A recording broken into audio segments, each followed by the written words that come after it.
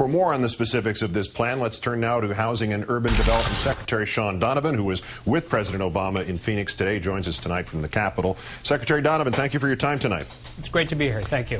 Senator Shelby's criticism, probably, at least the guess would be, that's going to be the Republican talking point. So why does the administration feel that it would be beneficial to help the so-called underwater homeowners before their mortgages are actually in default or on the verge?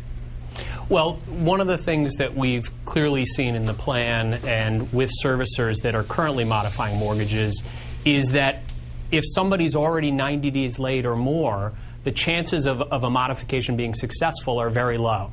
So what we've done, in fact, is to provide for the first time incentives for servicers to modify before people get so deep in that it's going to be hard to be successful. And we also think those are the homeowners that are playing by the rules.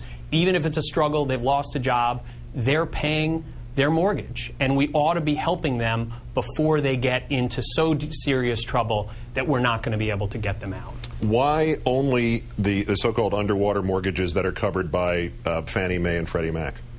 Well, just to be clear, there are two parts to the plan. The refinancing for underwater mortgages, 4 to 5 million homeowners that will be helped. That is focused on underwater mortgages and only people who are current. So it's rewarding the folks that have done the right thing but have just been hurt by declining home values across the country.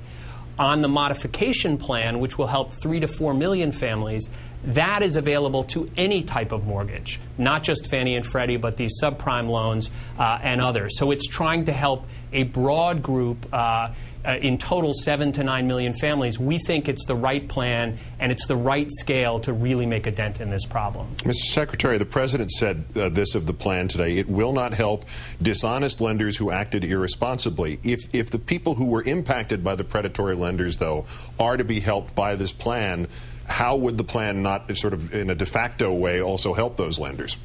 Because every one of those lenders has to put skin in the game.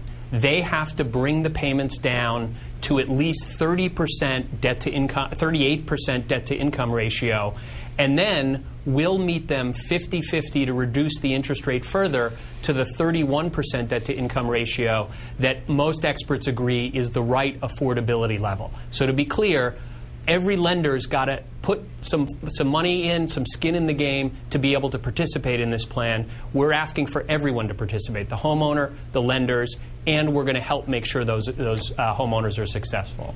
Lastly, are there, in fact, homeowners who are in legitimate trouble, who didn't try to flip a house, who didn't go in hopes of some sort of huge cash benefit, who still don't fit into any of the parameters of the plan as announced? And if so, is there anything you can do for them?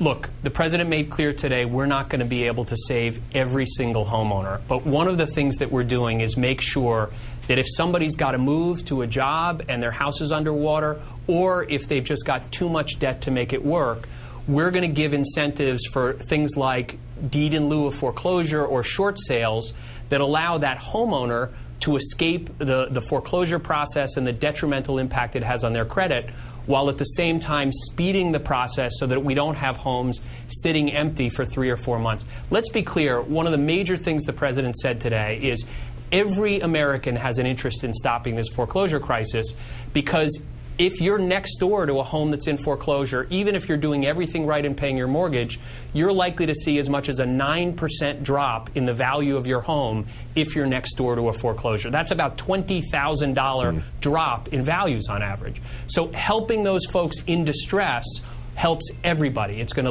lift up communities and help all Americans. Real estate guilt by association. Sean Donovan, the new head of Housing and Urban Development. Mr. Secretary, thanks again for your time tonight. It's great to be with you.